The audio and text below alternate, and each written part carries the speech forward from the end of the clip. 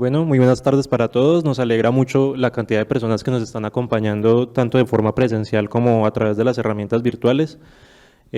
Ahorita pues me complace presentarles a ustedes al doctor José Luis Aldana. El doctor Aldana es anestesiólogo, es intensivista y es máster en fisiología y hace parte del equipo de cuidados intensivos de la Fundación Valle de Lili. Y el día de hoy el doctor nos va a hablar sobre manejo de vía aérea y secuencia de intubación rápida en el paciente críticamente enfermo. Antes de empezar su charla vamos a pasar un video como para contextualizar la relevancia de este tema en un congreso de medicina interna y luego pues vamos a dar paso a la conferencia que el doctor nos ha preparado.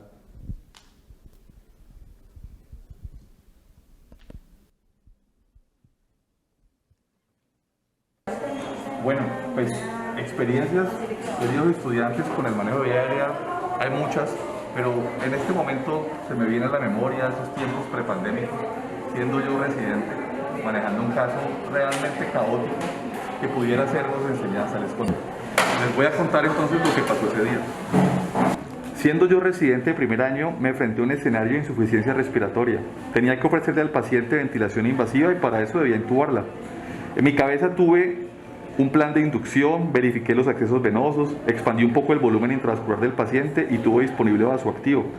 Vi que parecía un poco difícil, pero yo llevaba algo de tiempo resolviendo problemas en urgencias y UCI, así que no pedí ayuda. Terminé enfrentándome a un escenario de no intubación y no ventilación. El paciente se desaturó profundamente y progresivamente estaba cada vez más bradicárdica.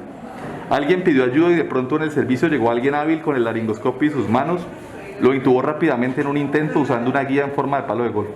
Verificó que la intubación estaba correcta y se fue. Y agradecí su ayuda, mucho. Un problema resuelto, pero tenía otros por resolver.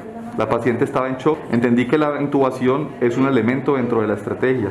¿Cuál era la indicación de intubar a esa paciente? ¿Cómo iba a hacerlo? ¿Podría tener dificultades? ¿Debía pedir ayuda? ¿Cuál sería el impacto hemodinámico de la inducción y la presión positiva? Les acabo de contar precisamente cómo no deben ocurrir las cosas. Seguramente tendremos... La paciente se encuentra con dificultad respiratoria. Estamos aquí todos disponibles, todos conocen su lugar y su rol. Tenemos una paciente con insuficiencia respiratoria. Por favor, Liliana, préstame el BBM. Por supuesto, doctor, ya está aquí listo todo. Por favor, necesito que alguien verifique la historia clínica y me cuente detalles de lo que le ocurre a la paciente. Ok, doctor, ya mismo. Listo. Contamos con el AMU. Tenemos flujo de 15 litros, vamos a preoxigenar. Por favor, pidamos medicamentos para realizar inducción a esta paciente. Doctor, verifico un acceso permeable. Quiero tener disponible propofol, ketamina, fentanil y rocuron. Quiero 60 miligramos de propofol, quiero 100 miligramos de fentanil, quiero 50 miligramos de rocuron y me aviso cuando esté lista para administrarlo. No tengo problemas para ventilar, pero noto algunas secreciones en la cavidad oral. Voy a hacer algo de aspiración. Ya está listo el tubo, doctor, el laringo también, con la hoja número 3 y el tubo está con guía, el palo de golf. Muchas gracias. Listo, los ¿Qué información medicamentos. tenemos de la historia? Doctor, es una paciente que tiene 25 años, que ingresó por un cuadro asmático, tuvo aparentemente episodios eméticos y parece que hizo una broncoaspiración. Ok, muchas gracias por la información. Ya vamos a proceder para la intubación. Tenemos los medicamentos Listo los administrados. medicamentos. Vamos a administrar un bolo de 300 centímetros de líquidos. La monitoría es aceptable. Por favor, creo que estamos listos para la inducción, para la intubación. Estén disponible la jeringa y esté disponible el termógrafo para verificar que la intubación sea correcta. Por supuesto. ¿Listo? Verifico intubación. Retiramos la guía, verifiquemos la intubación. Vamos a iniciar con un PIB de 6 y un volumen más o menos de 100 mililitros por kilo. Si es necesario, subiremos al 100. Ya le pasamos un bolo de líquidos. Está listo el ventilador, doctor, 6 por kilo, 12 de PIB y 100% de FiO2. Muchas gracias, Liliana. Veremos la mecánica a continuación y realizaremos los ajustes correspondientes. Dale. Muchas gracias, equipo. Todos han desempeñado su rol a la perfección. La paciente está en perfectas condiciones. La entregaremos a la UCI neurológica considerando la historia que nos han contado. Bueno, ¿y ustedes qué opinan?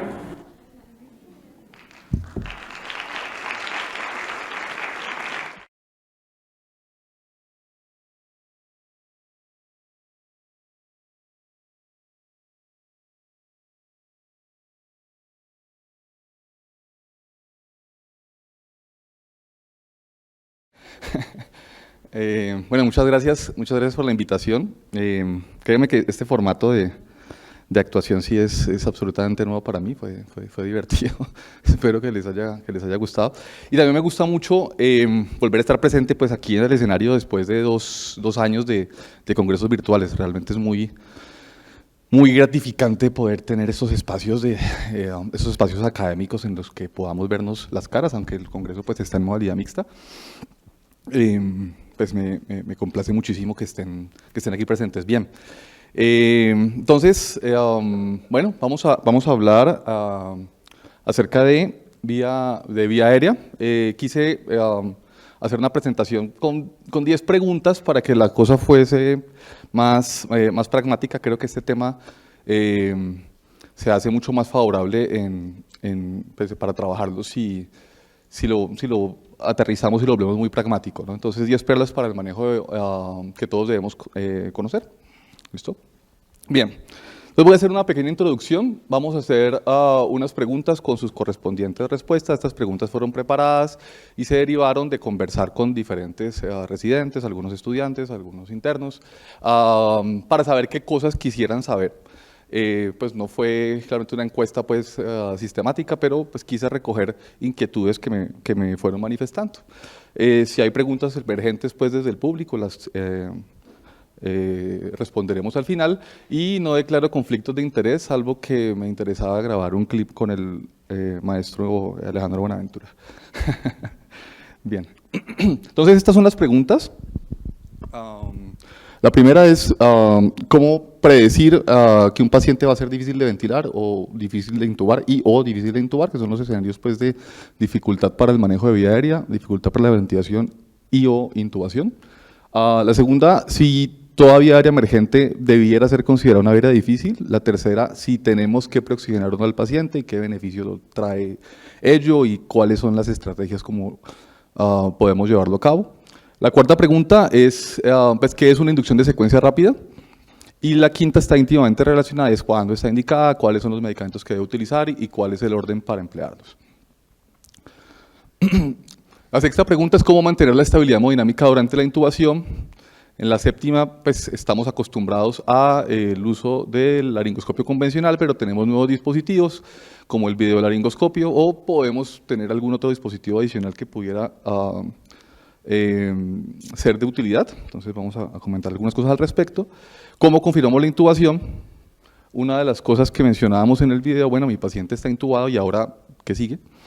Y para finalizar, pues me preguntaron mucho, bueno, ¿cómo se define un experto en vía aérea? Que esa es una pregunta, aunque tal vez la pregunta más apropiada, que es la que finalmente contesté, es ¿cuántas intubaciones pudieran considerarse suficientes para que alguien se considera que pueda tener un buen desempeño en el manejo de vía aérea, ¿no? Bien.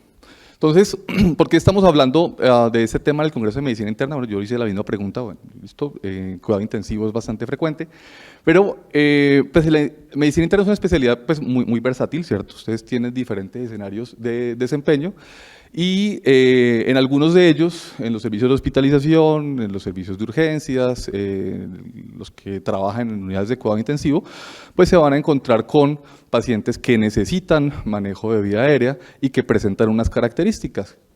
Básicamente, que por su situación clínica tengan una mínima reserva funcional y tienen con mayor probabilidad complicaciones, dado que hay una mayor incidencia de dificultad en el manejo de vía aérea, tanto por características anatómicas como por características fisiológicas del paciente. Tiene que ver esto no con la posibilidad de la intubación exitosa, sino con el riesgo de inestabilidad relacionado con el proceso de inducción y luego de ventilación con presión positiva. Pero también por unos factores situacionales que ya vamos a ver a continuación. Entonces, todas estas cosas hacen que nosotros tengamos que responder ¿cómo? Con entrenamiento individual, con organización de equipos para el manejo de la vía aérea, que incluyan el médico operador, que incluyan unos protocolos con un plan A, B y C para el manejo de situaciones no anticipadas. Y estas adaptaciones de las instituciones para responder a las necesidades de los pacientes, particularmente en intubaciones emergentes, pues van a incrementar la posibilidad de que lleguemos a un feliz término. Entonces, ¿cuáles son los factores que podemos tener nosotros? Bueno, hay unos factores situacionales. Por ejemplo, tenemos un espacio limitado, la monitoría es insuficiente o al menos al principio del abordaje del paciente no se encuentra disponible, podemos tener luz inadecuada, podemos tener un laringoscopio y el tubo, pero de pronto no tenemos otros dispositivos adjuntos, a veces no está disponible una guía o no tengo una máscara laringe en caso de que tenga dificultades para la intubación y la ventilación. Y ocasionalmente si pido ayuda esta puede tomar mucho tiempo, ¿no? Hay unos factores relacionados con el paciente. Por ejemplo, nos aproximamos, siempre se menciona la valoración de la vía aérea, que es la primera pregunta, pero en una situación emergente llegamos y realmente tenemos la posibilidad de hacer una inspección y con eso hacernos una idea de la dificultad, pero no tenemos otros datos, ¿no? Generalmente las intubaciones urgentes están relacionadas con pacientes que tienen riesgo de aspiración pulmonar, bien porque hayan comido, porque tengan alguna situación clínica que se relacione con alteración en el vaciamiento gástrico. Y pues también un común denominador, sobre todo en los servicios de emergencias y en cuidado intensivo, pues es la presencia de inestabilidad o una reserva funcional limitada, que eso define un concepto que viene mencionándose con más frecuencia en los últimos, tal vez 10 años, que es el de vía aérea difícil fisiológica. Bien. Y lo otro, pues los factores directamente relacionados con el operador. Entonces, tengo o tiene el operador un entrenamiento apropiado. La situación pues genera estrés tanto para el operador como para quienes le están ayudando y esto pudiera repercutir en dificultades para la comunicación adecuada de las instrucciones. Bien. Bien, entonces la primera pregunta, ¿cómo vamos a predecir que un paciente va a ser difícil de ventilar o de intubar? Bien, entonces lo que se menciona siempre cuando valoramos vía aérea, pues al menos para los anestesiólogos, son 3 puntos: una historia clínica, un examen físico y ocasionalmente imágenes diagnósticas en casos muy difíciles, pero eso se hace en las valoraciones preanestésicas o ambulatorias o en hospitalización para una cirugía electiva o eventualmente prioritaria pero no emergente. Entonces la historia clínica no suele estar disponible, pero si tuviéramos un dato, el más importante, que en realidad es el mejor predictor de dificultad para el manejo de vía aérea, es si el paciente tiene historia de haber sido difícil de intubar o de ventilar por una persona con experticia en el manejo de vía aérea. ¿Qué quiere decir que sea difícil de intubar? Que una persona con entrenamiento le tomó más de 3 intentos o más de 10 minutos para lograr una intubación exitosa. ¿Y qué quiere decir que fue difícil de ventilar? Quiere decir que fue necesario utilizar adjuntos como una cánula orofaringea o de Gale o una cánula nasofaringea, que fue necesario recurrir a ventilación a 4 manos, o sea, un operador que fijara la máscara facial y otro que diera ventilación con el ambú. Entonces, esas 2 situaciones, si se han presentado con anterioridad y no las reportan de una vez, deben hacernos planear pues, escenarios de mucha dificultad. Entonces, si podemos preguntarle, está bien, cuando un paciente ha tenido en anestesia, eso generalmente se le explica al paciente, se le explican a los familiares y lo reportan. Como es una cosa infrecuente, pues de pronto no lo hayan encontrado, pero si lo tienen algún día, es importante que se preparen para ello. En el examen físico, la aproximación pues tiene que ser muy rápida. Ya vamos a ver pues una estrategia que a mí me parece buena y es la que yo recomiendo y la que de hecho yo utilizo. Y las imágenes diagnósticas casi no las tenemos. La ecografía para valoración de vía aérea necesita mucho tiempo. Se ha propuesto como una estrategia para verificar intubación, que vamos a ver más adelante. Y pues tener imágenes más detalladas, como una tomografía en casos de mucha dificultad, pues el tiempo no nos va a dar. Pero eso es lo que aparece como los elementos necesarios para nosotros predecir la vía aérea. Entonces, bueno, si no tenemos nada de eso, ¿qué hacemos? Bueno, si ustedes miran la literatura, aparecen un montón de cosas con respecto a desempeño de herramientas diagnósticas. Entonces está ese popular Malampati, que sienta en el paciente y abre la boca y vemos la proporción entre la lengua y la faringe, eso no lo podemos hacer. La distancia tiromentoniana y la distancia esternomentoniana sí la podemos valorar y la debemos valorar. La apertura oral también. Y el mejor desempeño de estas curvas, ROC, pues es la combinación del Malampati y la distancia tiromentoniana. Pero bueno, pongo un signo de interrogación porque pues esto no lo podemos hacer con facilidad. Entonces, el Lemon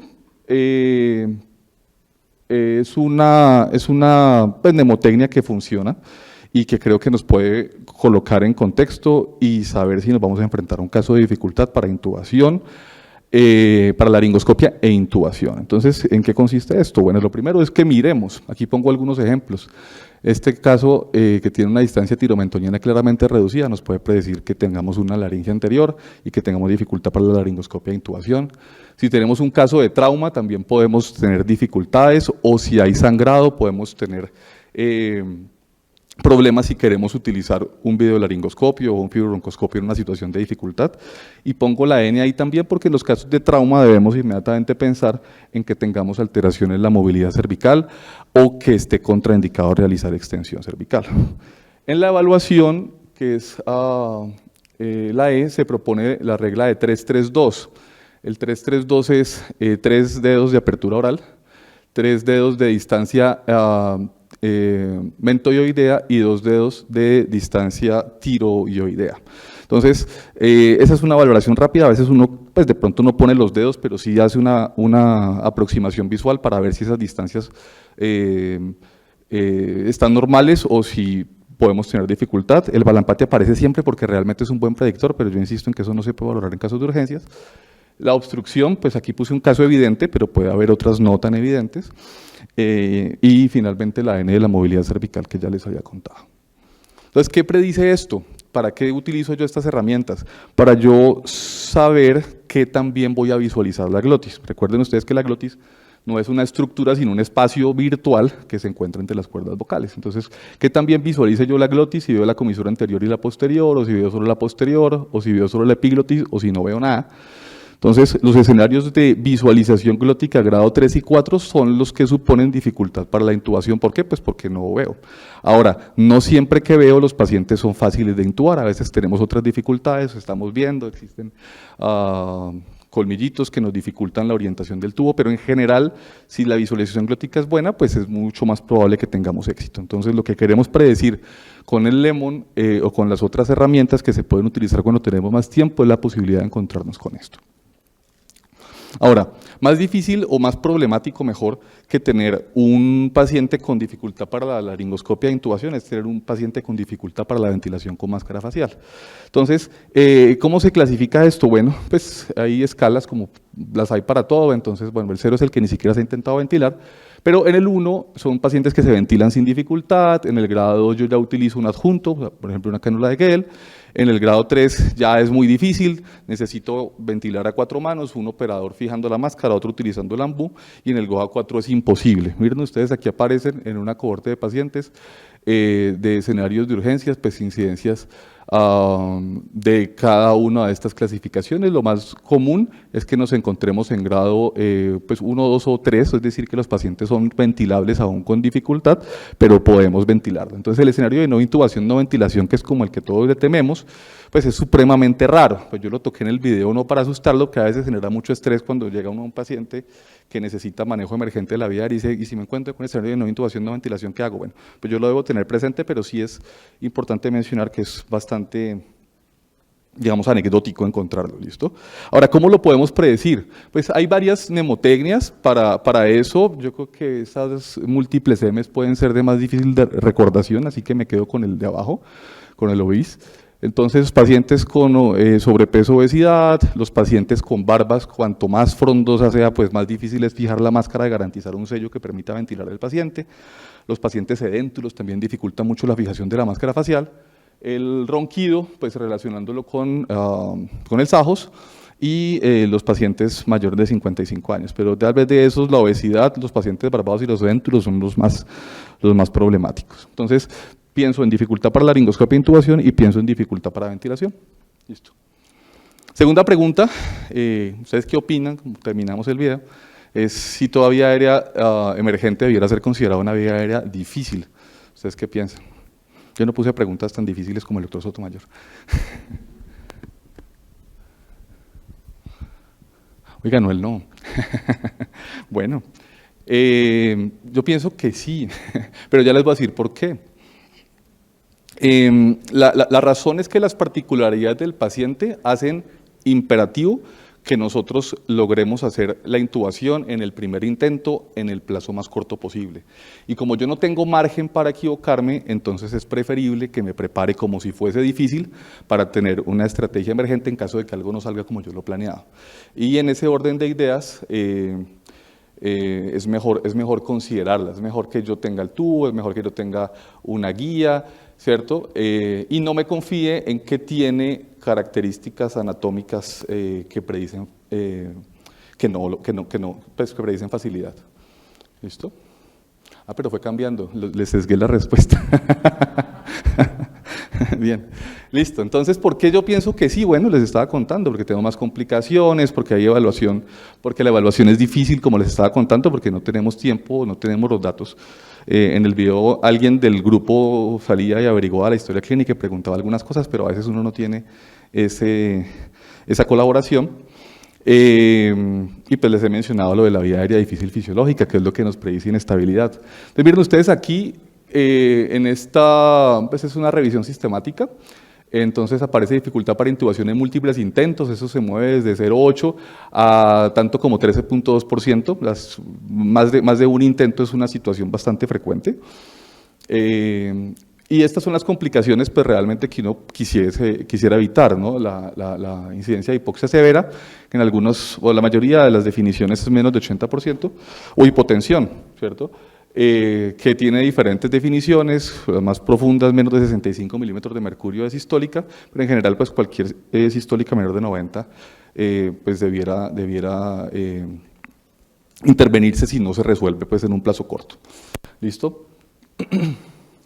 Bien, entonces, ¿qué queremos evitar? Queremos evitar la hipoxemia severa y queremos evitar la hipotensión.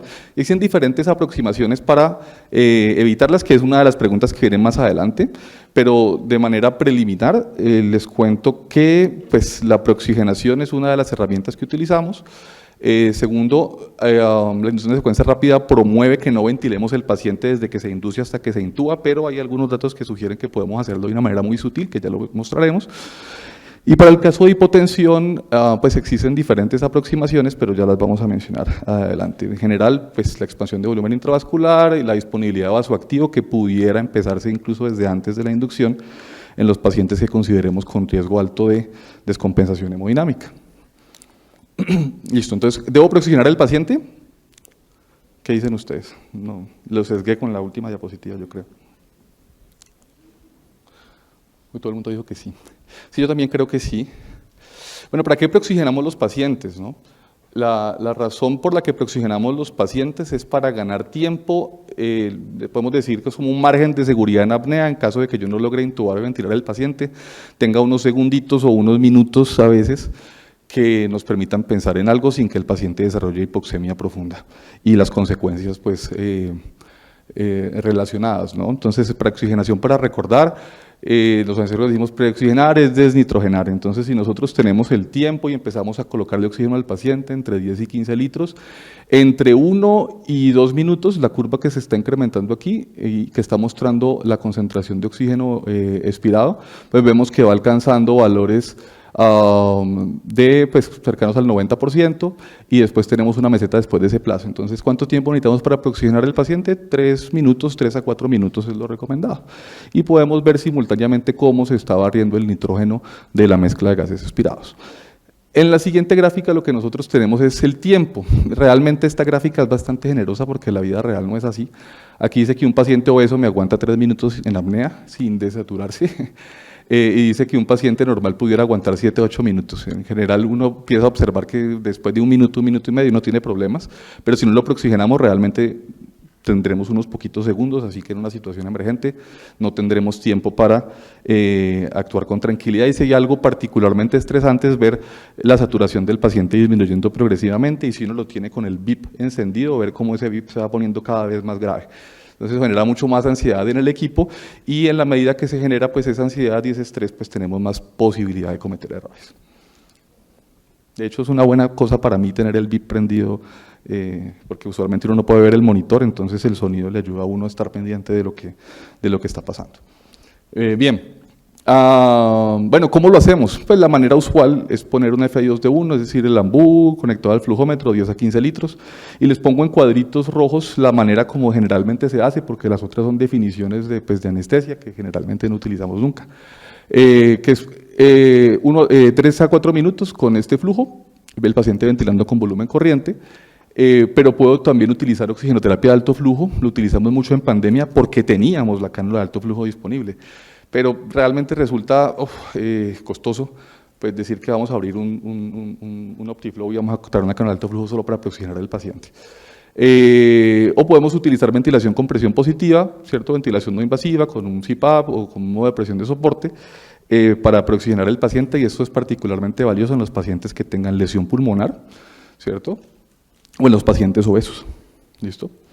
Bien. Entonces hay diferentes estudios, yo aquí traje algunos de preoxigenación usando alto flujo versus máscara facial, es decir, la manera convencional. Ese estudio fue neutro, por eso les digo que pues, si no, está abierta la cánula, utilícenla, pero si no, no vale la pena pedirla, eso pienso yo. Si preoxigenar con ventilación, con respiración espontánea versus ventilación con presión positiva, ahí hubo un resultado a favor de la presión positiva, sobre todo cuando se utiliza PIP, pues no tendría sentido utilizar ventilación con presión positiva con 0 PIP. Entonces, bueno, pero ese estudio planteó los 3 escenarios y resultó favorable para la ventilación con presión positiva.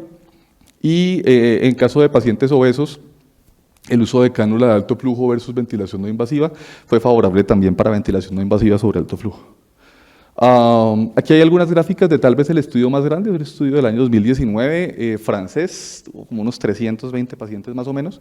Y aquí se ven las curvitas, les voy a mostrar, el punto inicial es la línea de base, aquí preoxigenaron al paciente, aquí lo intubaron, que se saturaron todos, tanto los de alto flujo como los de preoxigenación convencional, y pues se recuperaron después cuando se logró la intubación exitosa, y pues después volvieron a bajar al objetivo terapéutico de 90-92% de saturación. Este es el global. Los pacientes con SRA leve, o sea, PAFIs de 200 a 300, son estos, y los pacientes con menos de 200 de PAFI fueron estos. Fue bien curioso porque se presentaron mayor disminución aparente pues, en el grupo del SRA leve, pero eso fue lo que pasó. Las diferencias no fueron estadísticamente significativas. Entonces utilicen cánula de alto flujo, utilicen la preoxigenación convencional, que ambas son útiles, pero miren ustedes que de cualquier manera ambos se van a desaturar un poco. Lo que queremos es atenuar la profundidad de esa desaturación. Bien. ¿Qué es la inducción de secuencia rápida? Esta es una definición que a mí me gusta, que no aparece pues, en muchos sitios. Este es un artículo viejito, pero creo que es la mejor definición que yo he encontrado. La inducción de secuencia rápida es un procedimiento con una duración menor de 1 minuto en el cual se induce inconsciencia y bloqueo neuromuscular por medios farmacológicos y se aísla la vía aérea de la vía digestiva a través de una intubación orotraqueal realizada en el primer intento bajo laringoscopia directa. Okay, está incluido todo lo que incluye el procedimiento. Y pues tenemos que recordar, pues si vamos a hacer una inducción de secuencias rápidas porque el paciente tiene una indicación de intubación, tenemos unas indicaciones relacionadas con vía aérea, otras con la respiración y otras con la circulación. Y miren ustedes esta línea de tiempo, que aunque definimos que el tiempo es 1 minuto, realmente la aproximación empieza más o menos unos 3 o 4 minutos atrás, que es cuando empezamos a hacer la oxigenación. Como quisimos hacerlo en el video, uno se ubica a la cabecera del paciente, toma el ambú, va oxigenando el paciente y va verificando algunas cosas. Tengo una vena permeable, puedo tomar una segunda vena, quisiera tener disponible la línea arterial, doy las indicaciones con relación a los medicamentos que quiero, me están retroalimentando sobre la ejecución de esas órdenes que vamos dando y mientras tanto vamos oxigenando el paciente y ganamos tiempo. La inducción empieza pues aquí en el 0, que es cuando colocamos los medicamentos. La realización de maniobras laríngeas externas, ¿cierto? Como la maniobra de Selig, pues aparece mucho en la literatura, pero se desaconseja mucho hoy en día. Por un lado por no utilidad y por otro lado porque a veces dificulta la visualización glótica. Entonces, pues aquí aparece en este gráfico, pero pues digamos que yo no la aconsejo. Y más o menos entre el segundo 30 y el minuto, pues ya voy a ponerme a intubar el paciente, ¿listo? Después en el minuto 1 el paciente tiene que estar con el tubo en la boca, con el nemo inflado y debo estar ya verificando que la intubación fue exitosa y pensando de qué manera voy a ventilar a mi paciente. Listo. Entonces, ¿cuándo está indicada la intubación y qué medicamentos debo usar? Bueno, entonces, ¿quién la voy a usar? En quien tenga que intubar y tenga riesgo de aspiración pulmonar, que en el escenario de urgencias podríamos decir que son prácticamente todos. Pero la precaución que debemos tener es que los pacientes que tengan dificultad para la laringoscopia, es decir, que tengan predicción de vía aérea difícil, no debiera yo utilizar un relajante neuromuscular ante la dificultad que pueda tener para intubar el paciente. Entonces, digamos, yo lo tengo que intubar, tiene riesgo de aspiración, pero yo creo que lo puedo intubar. ¿Listo? De lo contrario, pues pido ayuda y activo otro algoritmo pues, de vía aérea difícil que no voy a mencionar pues, acá. Los medicamentos son 3 grupos y son 3 grupos obligatorios. Entonces yo debo utilizar un analgésico que lo pongo aquí en rojo, que el usual es fentanil. Debo utilizar un inductor para que el paciente pierda la conciencia y pongo 3, etomidato, propofol y ketamina. El etomidato es el más reportado en la literatura como estable, pero casi nunca está disponible. Tiene la dificultad de inducir insuficiencia suprarrenal aún con dosis únicas, entonces muchas instituciones no lo adquieren. A mí, pues, he tenido poca experiencia con él, la mayoría de centros no está. El propofol, que es un inductor usual, es el inductor que más se relaciona con hipotensión, con disminución de resistencia vascular sistémica, que puede ir alrededor de 30%, entonces solito no es tan bueno en escenarios emergentes, y la ketamina se ha vuelto muy popular por su estabilidad, y la asociación ketamina-propofol, que fue la que yo quise pues, mostrarles en el video, si le pararon bolas a eso. Y los relajantes, pues tenemos succinilcolina, en algunos sitios no está disponible, tal vez los relajantes no despolarizantes como el rocuronio, pues son los más frecuentemente utilizados, y el orden es ese. Analgesia, ¿por qué? Porque la latencia es un poco más larga, esa va primero, el inductor y a continuación el relajante. ¿Listo? Bien, les había contado ahorita que entre la inducción y la intubación, generalmente la recomendación es que no ventilemos el paciente con máscara facial porque podemos distender la cámara gástrica y favorecer que vomite. Este trabajo es de 2019, casi 3.000 pacientes, los indujeron, a unos los ventilaron, a otros no los ventilaron. ¿Qué tanto los ventilaron? Lo que dice el estudio es, vea, le dimos presión positiva de manera que se expandiera lo más ligero posible el tórax. ¿Y qué encontraron? Pues que aquellos que se ventilaron, que son los azulitos, pues se saturaron menos. Esto es menos de 90, esto es menos de 80 y esto es menos de 70, que fue lo que ellos definieron como desaturación o hipoxemia severa. ¿Y qué tan diferente fue? En el escenario de severo pasó de 10% en los que ventilaron a 22, a casi 23%, o sea, más del doble. Entonces yo personalmente siempre he ventilado muy sutilmente como lo planteó ese estudio, y pues recomiendo hacerlo para evitar la desaturación, sobre todo en los pacientes pues, en quienes predigamos que puede ocurrir más frecuente esto, ¿no? Bueno, ¿cómo mantenemos la estabilidad hemodinámica durante la intubación? ¿Ahí qué opinan ustedes? Está fácil también. Solo hay una respuesta que no quisiera ver. No la quisiera ver en el tablero, pero la veo con frecuencia en los servicios. Eso, quedó en 0, intubar con poquito fentanil. Ay, no, quedó 13%. No puede ser. Digamos que el paciente puede encontrarse inestable, pero no es razonable someter al paciente al estímulo nociceptivo de la intubación, que es bastante, ¿cierto? Y que también puede tener problemas. O sea, la hiperactivación simpática de una laringoscopia puede ponernos en el escenario del doctor Sotomayor, del paciente, la pregunta del paciente séptico con fibrilación auricular. Entonces es malo que haya hipotensión, pero también es malo una hiperactivación pues, simpática, ¿cierto? Ambos extremos son malos, así que los inductores deben utilizarse en dosis apropiadas, ¿no? Entonces, el objetivo no es solo intubar al paciente, sino mantener la estabilidad durante el procedimiento, tanto para arriba pues, como para abajo. Bien. Entonces, la estrategia es que corrijamos la hipoxemia, ¿cierto? Mejoremos el margen de seguridad en apnea, corrijamos la hipotensión, o sea, identifiquemos el mecanismo del shock e intervengámoslo. Ahí no hay fórmula pues, o receta, pues identifica el mecanismo de shock y lo corrige, y anticipa la posibilidad de deterioro y se prepara, ¿no? Entonces tenga las venas disponibles. A mí me gusta muchísimo tener línea arterial en cuidado intensivo o en intubaciones emergentes. Yo pongo una línea arterial rápidamente, le pido a la jefe que la coloque, y tiene uno pues una mayor comodidad para intervenir pues teniendo monitoría en tiempo pues real. Y tener la disponibilidad vasoactivo, incluso iniciarlo pues simultáneo o un poquitín antes de que pongamos los inductores, es una práctica pues que también puede ayudar a evitar problemas. Cuando esto se utiliza, pues las complicaciones van disminuyendo, tanto de hipoxemia severa como de colapso cardiovascular o la posibilidad de parada cardíaca.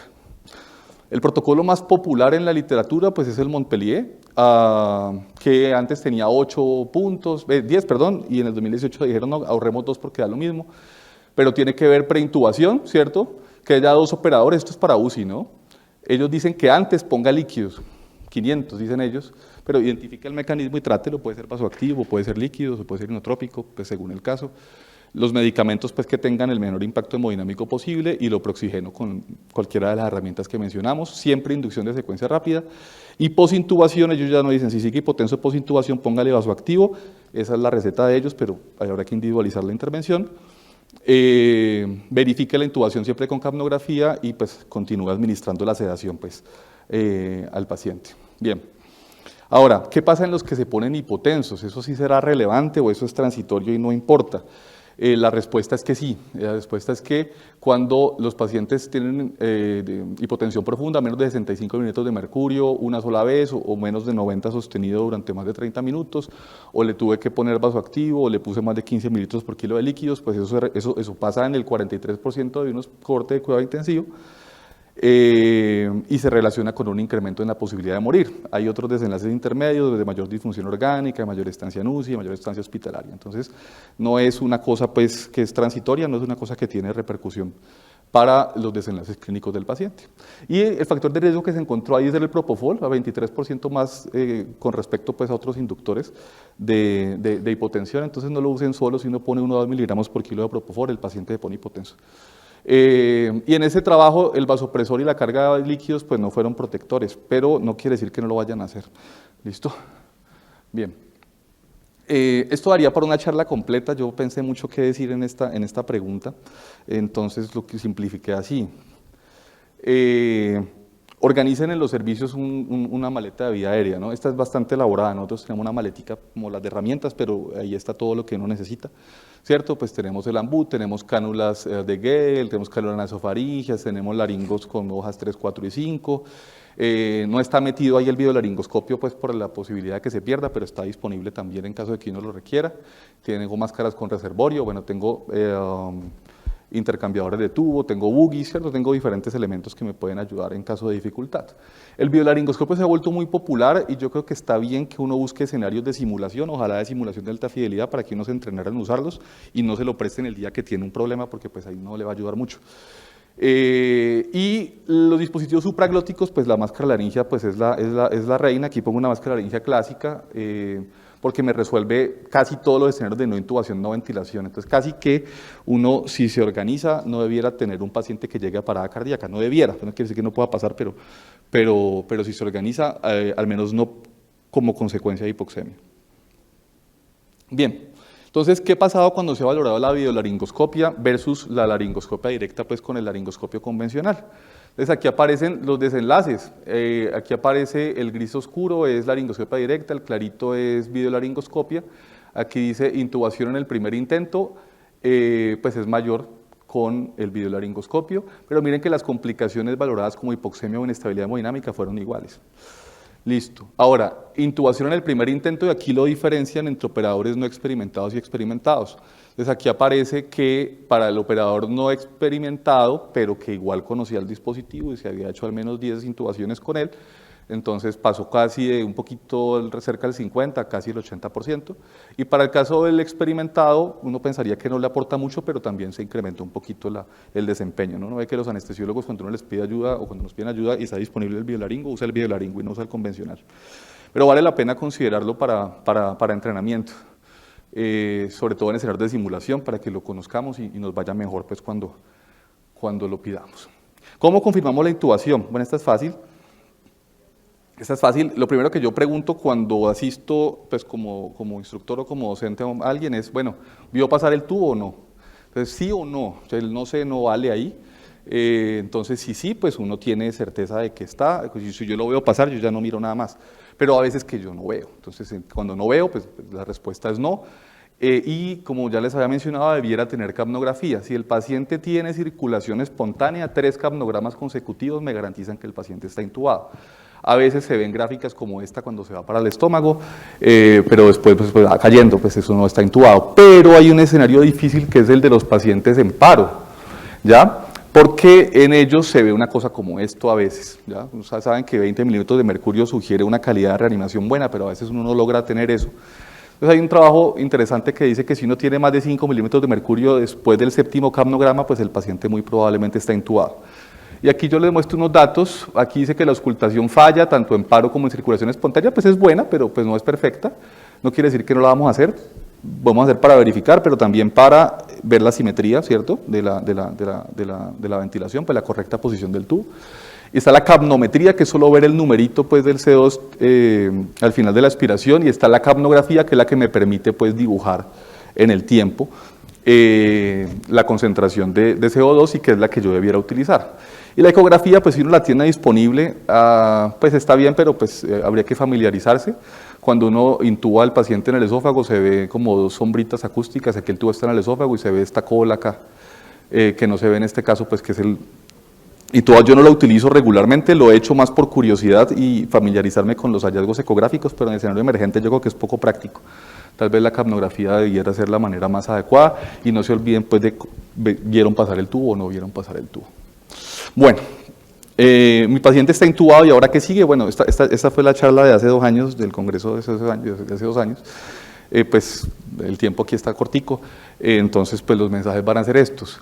Y el más importante para mí es este, que de pronto cuando editamos el video con Santiago no nos quedó tan claro. En el guión inicial había alguien que rescataba e intubaba, no sé si lo escucharon en la voz en off, pero alguien llegaba y lo intubaba y se iba. Entonces, la intubación es un paso, eso sí es un paso crítico, pero no es lo único dentro de la estrategia de manejo del paciente. Entonces, la reanimación está en curso, entonces yo no puedo intubar al paciente en la sala general en el piso y dejarlo botado. Debo garantizar la continuidad pues, de la reanimación durante esa fase inicial y poder estar presente hasta que logre transferir el cuidado a otro servicio que sea capaz de darle, de continuar pues, su correspondiente manejo, ¿no? Entonces, ojo que la cosa no acabó con la intubación, a pesar de que solo estamos hablando de esto, el mensaje fundamental es que se queden ahí y sigan trabajando. Entonces, pues, a manera de consejos, pues esto yo creo que es claro para todos, pero esto es lo que uno hace, ¿no? Entonces uno busca que lo macro esté normalizado, que los datos clínicos de perfusión, que es lo que puedo valorar ahí en el momento, pues estén mejor, y si no están bien, pues estoy pensando en algo para corregirlos. Yo estoy reevaluando continuamente la hemodinámica del paciente, si hay inestabilidad de valor, la predicción de respuesta a volumen, si veo que está vasodilatado, el paciente está taquicárdico y con diastólicas bajitas le pongo vasoactivo, ¿cierto? Pongo inotrópico, pues si logré hacer con el eco un focus y veo que tiene disfunción sistólica del ventrículo izquierdo, ¿cierto? Estoy valorando y estoy tomando decisiones viendo si responden el paciente de manera apropiada o no. No perdamos nunca de vista la causa por la cual el paciente fue intubado, ¿listo? La intubación no cambia pues per se ningún desenlace, obviamente si no lo hago el desenlace es fatal, pero si lo hago solito pues no voy a lograr pues una evolución favorable para mi paciente. Vamos a organizar la oxigenación y la ventilación y pues la ventilación protectora que vale para el caso de SRA, ¿no? Que pues decía, esta fue la charla de hace 2 años y me eché 40 minutos hablando de eso. Aquí vamos a mencionar solamente que tengan presente la ventilación protectora en los pacientes con lesión pulmonar, pero en aquellos que no tengan lesión pulmonar, por ejemplo, se intuban, qué sé yo, por causa neurológica, pues digamos que no tengo que cumplir específicamente pues estos parámetros. Ahora, pues generalmente la platón no va a ser mayor de 30 tampoco, de pronto puedo subirme el volumen corriente a 7,5 por kilo y eso no va a ser problemático.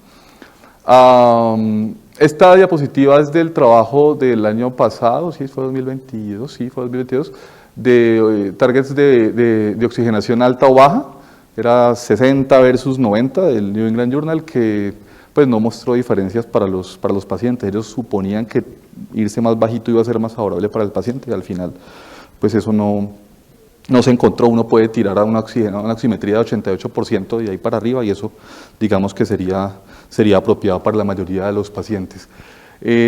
Con respecto al PIB, bueno, en el video creo que quedó 6, yo en general creo que si uno hace una intubación emergente el paciente déjele 8, desde el punto de vista pragmático, y si está hipoxémico pues suba hacia 12 y si necesitara más porque sigue desaturado pues sí ya deje que alguien que tenga entrenamiento en la valoración de la mecánica pulmonar realice la titulación pues correspondiente de acuerdo pues a lo que encuentre. ¿Listo? Y bueno, ¿y quién es un experto en el manejo de vía aérea? que yo les dije que, aunque esta fue la pregunta que me hicieron, no es la que les voy a contestar. Lo que les voy a contestar es más como qué hay de curvas de entrenamiento, como ponen yo, y si valen solamente en escenarios de simulación o tienen que trasladarse pues de la simulación al escenario clínico. Pues hay unas revisiones sistemáticas que incluyen una cantidad muy heterogénea de pacientes y dicen que 50 intubaciones exitosas predicen éxito en más del 90% de los casos, hasta con 2 intentos, o sea, no se pasaron de 2 nunca. Pero decían al final que, bueno, algunos escenarios eran programados en salas de cirugía, entonces, bueno, si nos vamos a un escenario emergente, donde la dificultad puede ser mayor, entonces, pues la curva debiera ir un poquito más allá de 50. ¿Listo? Y este me gustó más, que es un trabajo de emergenciólogos, porque en el board americano ellos dicen, vea, una persona entrenada en vía aérea es la que tiene éxito en el 85% de los casos en el primer intento. Entonces ellos fueron viendo el número acumulado de intubaciones y fueron viendo cuándo las personas alcanzaban ese 85%, que es cuando decían, vea, esto ya está listo. Entonces, 118 era para el 85%, pero, pues, desde luego, yo no puedo dejar 15% pues volando, y si un emergenciólogo es un experto en vía aérea, igual que lo puede ser pues un anestesiólogo, entonces debiera ubicarse siempre por encima del 90%, y para ese objetivo necesitaron 188 intubaciones. Yo creo que son bastantes, no quiere decir, digamos, de pronto muchos currículos de medicina interna, bueno, cuando se fundamentan mucho en UCI, como puede ser aquí, de pronto tienen un contacto mayor, pero aquellas personas que trabajan en servicios de urgencias, en internista de urgencias, en internista de hospitalización, pues se puede encontrar con situaciones como esta, de manera que pues sí es razonable que los currículos de formación incluyeran un pedacito de tiempo dedicado a esto, y para mí el mejor escenario sería la sala de reanimación de urgencias. Bien, más que la sala de cirugía, pues con todas las variables pues bajo control. Bueno, eso era, muchísimas gracias. Pues para terminar, esta es otra mnemotecnia que aparece mucho, el prepare. Entonces, bueno, insisto en la preoxigenación y la posición del paciente. El CR reset es reanímelo, ¿cierto? No lo reanime después de intubarlo, empiece desde antes, desde que usted se acercó al paciente y lo empezó a preoxigenar. Examine y prediga dificultad, tenga un plan A, B e incluso un plan C, pero la ayuda téngala en la cabeza desde el A. Atención a la monitoría y ajuste pues las intervenciones de acuerdo a lo que vaya encontrando. El remain es lo que les dije ahorita clarísimo, no, por favor no lo abandonen tan pronto lo intuben y verifiquen la intubación, hay que seguir trabajando con él. Y cuando se vaya, pues coordine la transferencia pues del cuidado y pues evalúe cómo se portó su equipo durante el procedimiento y pues retroaliméntelo positivo o negativamente según el caso. ¿Listo? Muchas gracias.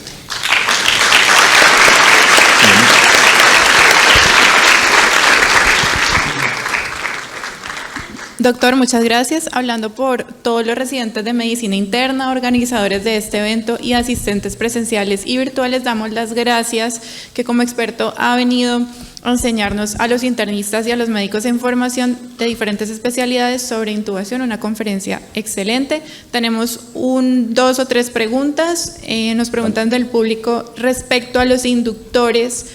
En la secuencia rápida de intubación, ¿es recomendado dar dosis intermedias, por ejemplo, de 2 inductores diferentes y no una dosis alta de uno solo? Pues mire que la definición tradicional de inducción de secuencia rápida decía utilice uno solo, pero digamos que en años recientes se han buscado las asociaciones y la más común pues es propoquetano. Propoketamina es 0,5 de propofol y 0,5 de ketamina. Hay diferentes proporciones, pero la más usual es la mitad de la dosis de propo y la mitad de la dosis de ketamina, y tiene menos incidencia de hipotensión, pues de inestabilidad hemodinámica, que si utilizamos propofol solo. Entonces, tal vez la respuesta sería sí, y lo que se ha hecho y lo que se ha valorado es propofol ketamina en dosis intermedia, 50% de cada uno. ¿Hay de pronto alguna pregunta adicional en el auditorio? Hola, yo por acá, Alejandra. Acá yo, mi pregunta. Hola. Cuando uno va a intubar con los anestesiólogos, ellos tienen la posibilidad de medir la excreción del oxígeno y uno tiene la posibilidad más certera de saber cuándo el paciente está preoxigenado. ¿Por qué no utilizamos eso en la secuencia de intubación rápida? No, mira que uno no, digamos, realmente uno tiene la saturación, pero la monitoría que tú tienes de gases expirados en anestesia te da los anestésicos inhalados si los estás utilizando o la capnografía, pero no te da el oxígeno expirado. Existen dispositivos de análisis de gases que lo hacen, sí, pero no es el dispositivo usual, ¿no? Como el estándar mínimo de seguridad es capnografía. Entonces te tira solamente el dato de CO2 expirado. Pero desde el punto de vista pragmático, yo creo que la mayoría de casos se preoxigenan con ese tiempo y si uno se acerca a un escenario de emergencias, mientras uno se pone a la cabecera del paciente y va dando órdenes, ahí pasan los 3 o 4 minutos perfectamente y alcanza uno a ver mejoría. Y si no, pues alcanza a traer un ventilador y poner algo de presión positiva. Pero mira que no, usualmente no lo tenemos disponible, el análisis de oxígeno al final de la expiración, para saber si está preoxigenado o no, pues no en anestesia y pues digamos que como no lo incluyen la mayoría de monitores, pues no sería trasladable pues a urgencias o a UCI. Muchas gracias, doctor. Bueno, ¿por ahí hay una pregunta? Una última pregunta.